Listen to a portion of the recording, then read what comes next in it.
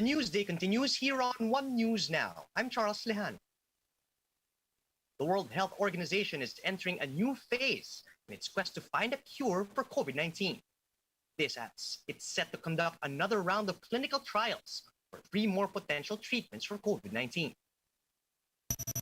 Today, we're The new pleased round to of clinical announce trials named Solidarity Plus will be tested in 52 countries.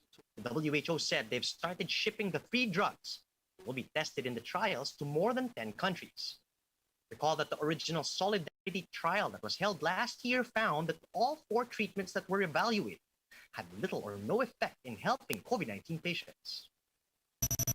Today, we're pleased to announce the next phase in the Solidarity trial, called Solidarity Plus. Solidarity Plus will test 3 drugs: artesunate, a treatment for severe malaria; imatinib, a drug for certain cancers; and infliximab, a treatment for immune system disorders such as Crohn's disease. These drugs were chosen by an independent panel of experts that evaluates all the available evidence on all potential therapeutics. The trial involves thousands of researchers at more than 600 hospitals in 52 countries. The European Union is now looking into possible side effects of mRNA COVID-19 vaccines. This comes after Europe's drug operator reported 3 new conditions among a small number of people who received Pfizer and Moderna shots. These include a form of allergic skin reaction, as well as kidney inflammation and a renal disorder characterized by heavy urinary protein loss. Just last month, the European Medical Association found a possible link between heart inflammations and the COVID-19 mRNA vaccine. Pfizer and Moderna have yet to comment on the latest findings.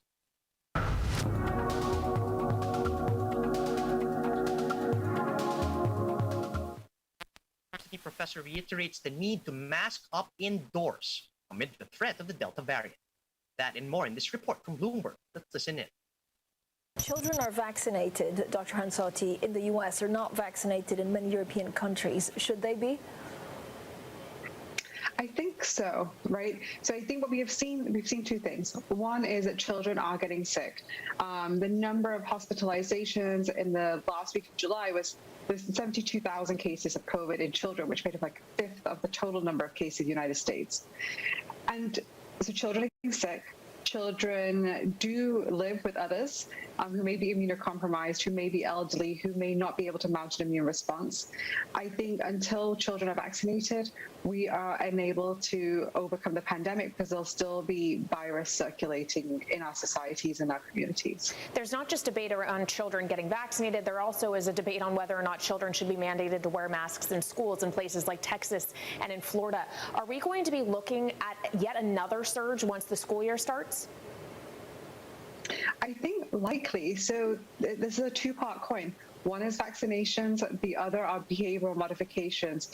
And I think that COVID mitigation tools were what allowed us to send our children back in our previous waves. Things such as masking, keeping children to find social pods, routine testing, retrofitting filtration systems. I think all of those things still have to be in play if the schools are going to open as safe as possible. Doctor, what about the adults? I mean, we look at a lot of big corporations. They had these big plans for return to office. Some of them are rethinking them. Would you recommend that corporations now start bringing their employees back en masse, or is it time to put the brakes on that?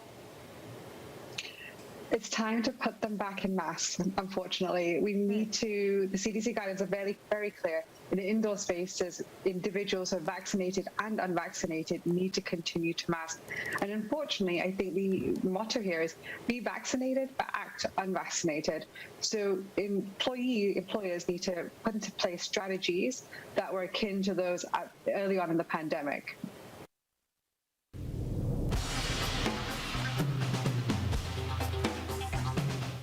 German animal shelter is trying a new approach for finding homes for abandoned pets. It's by posting their profiles on dating app Tinder in hopes that lonely humans looking for love might also enjoy the company of a cat or a dog. Let's watch this.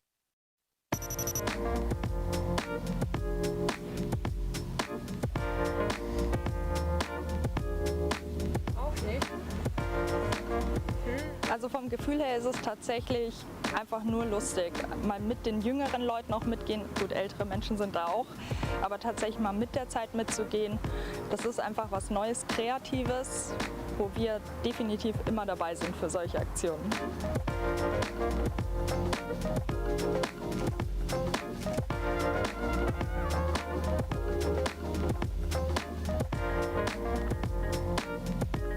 Also es gab tatsächlich schon einige Anrufe, wie es denn aussieht. Man hätte den und den auf Tinder gesehen und da werden jetzt Vorgespräche geführt, dann werden Leute eingeladen. Also Resonanz ist der Wahnsinn.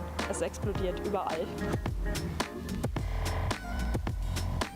Wir haben ja auch bewusst jetzt nicht die niedlichsten kleinen, neugeborenen kleinen Kätzchen genommen, sondern wirklich auch Tiere, die, ich sag mal, ein bisschen eine Geschichte haben. Und wir hoffen natürlich, dass diese Tiere auch langfristig und nicht nur für ein paar Wochen wirklich einen neuen Partner, ein Perfect Match finden tatsächlich. Ansonsten war es uns einfach wichtig, dass wir darauf aufmerksam machen, dass es halt wahnsinnig viele Tiere gibt. Also einsame Seelen, nicht nur bei den Menschen einsame Seelen gibt, sondern auch bei den Tieren ganz viele einsame Seelen gibt.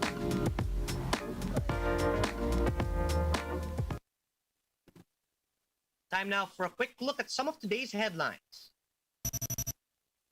A magnitude 7.1 earthquake rocked Davao Oriental, nearby areas earlier this morning. Cebu City's health department says it's possible that there's already community transmission of the Delta variant in the Queen City of the South. Some cities report missing names from the beneficiary list during the distribution of cash aid or ayuda in Metro Manila. And those are the top stories at this hour. Join us again later at 2 p.m. as we continue to monitor the day's biggest stories. You can also catch One News on Signal Play. Just register for a free account at www.signalplay.com so you can stream One News live anytime and anywhere. I'm Charles Lejano. Mask on, wash hands, and stay safe, Philippines. We are One News.